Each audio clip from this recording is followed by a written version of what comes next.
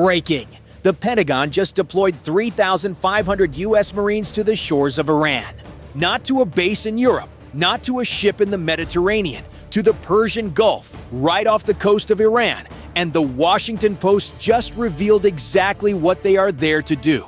But buried in this breaking story is one target that nobody is talking about yet. One target that, if the Marines actually take it, does something that 31 days of U.S. airstrikes have not been able to do. It ends Iran's ability to fund this war entirely. I'll tell you exactly what it is in 60 seconds. The 3,500 troops are from the 31st Marine Expeditionary Unit, the 31st MEU based out of Okinawa, Japan. They are the Marine Corps' Rapid Response Force for the Pacific. The fact that they were pulled from the Pacific and sent to the Middle East tells you something about how serious this has become. Their ship, the USS Tripoli LHA-7, is called a mini aircraft carrier for a reason. It carries 20 F-35B stealth fighter jets, Marine attack helicopters, V-22 Osprey tiltrotor aircraft that can take off like a helicopter and fly like a plane, LAV-25 armored vehicles with 25mm cannons, and landing craft that can carry Marines from ship to shore under fire. And they are not alone. The Pentagon has also ordered thousands of paratroopers from the 82nd Airborne Division to the region. The 82nd is the fastest deploying unit in the U.S. military, capable of conducting parachute drops anywhere in the world within 18 hours of notification.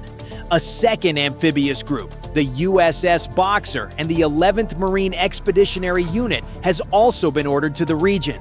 Combined, the Pentagon is considering a total deployment of up to 10,000 additional combat troops.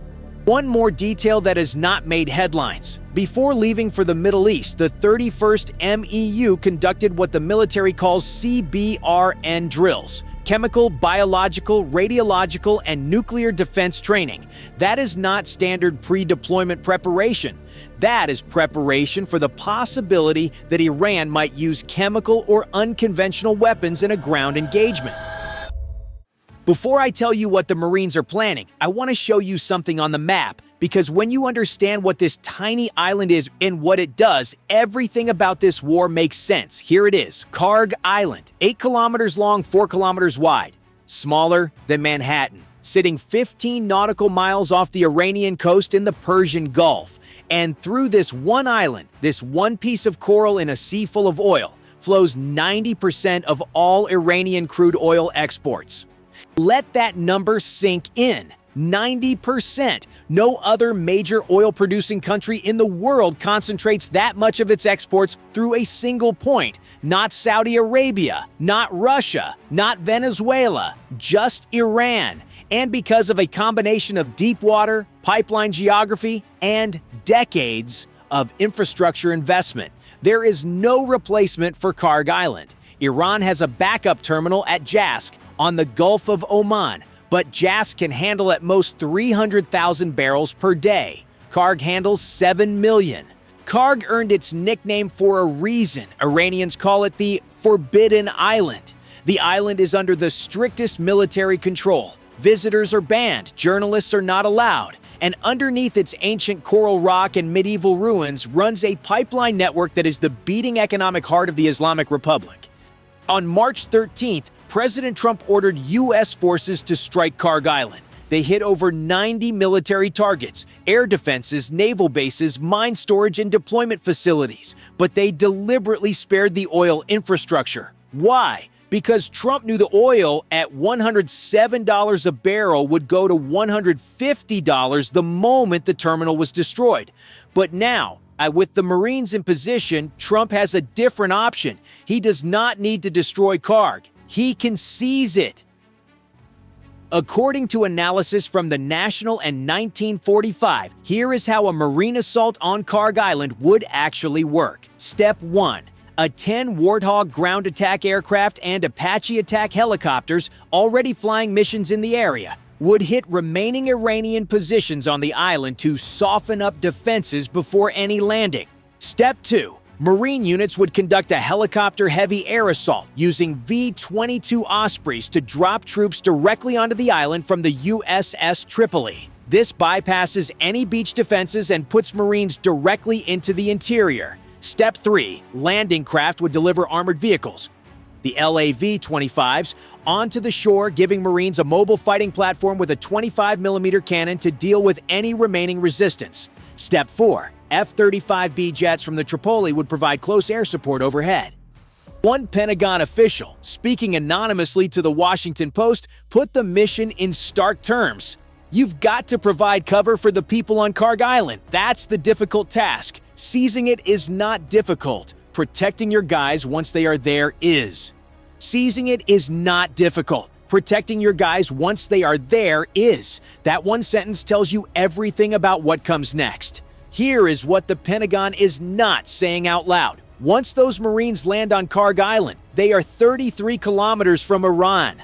That is the distance from Manhattan to Newark, New Jersey. Within that range, thousands of Iranian drones, short-range ballistic missiles, artillery, and an Iranian military with 500,000 active troops who now have an American military position on what they consider their sovereign territory. Iran's Navy Chief Admiral Shahram Irani was explicit about what comes next. He warned that the USS Abraham Lincoln would be targeted if it enters firing range, in revenge for the Iranian warship Dina that was sunk on March 4th. And Iranian officials told Tasnim News that if the U.S. conducts operations on Iranian islands or anywhere else in our lands, Iran will open a new front at the Bab al-Mandeb Strait, the choke point between the Red Sea and the Gulf of Aden. The Houthis are already on alert. And here is the historical warning that nobody wants to say.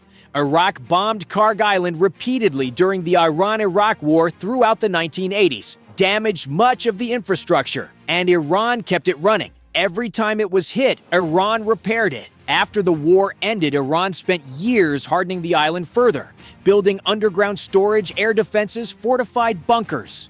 Nick Reynolds, a land warfare specialist at the Royal United Services Institute in London, gave the clearest assessment. Taking an island like that is not going to be a huge problem, but I don't think it'd be bloodless for the US. So, what does this mean for you in America? First, the gas station. Oil is at $107 a barrel right now. The reason is the Strait of Hormuz closure and the war's disruption of Gulf shipping. If the Marines seize Kharg Island and Iran retaliates by destroying the oil infrastructure, the terminal, the pipelines, the storage tanks, Brent crude does not go to $115. Analysts say it goes to $150 per barrel. That is what Russia's invasion of Ukraine did to European energy prices multiplied by 3. Second, the political gamble. Trump has publicly called Kharg Island a potential target. He told the Financial Times this weekend that taking Iran's oil is his favorite thing. And on Truth Social, he threatened to obliterate the island if Iran does not open the strait.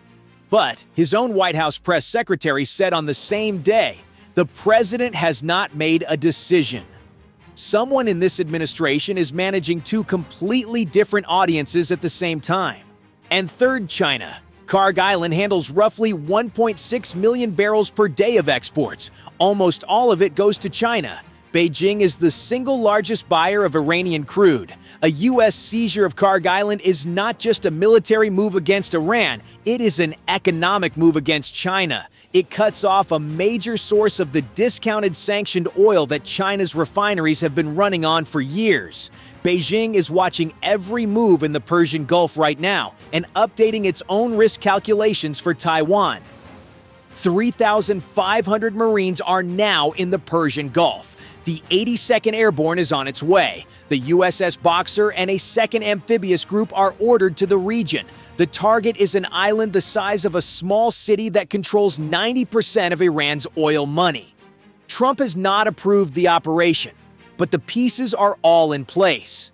And the April 6th deadline, the day Trump said he would start bombing power plants if Iran does not open the strait, is 6 days away.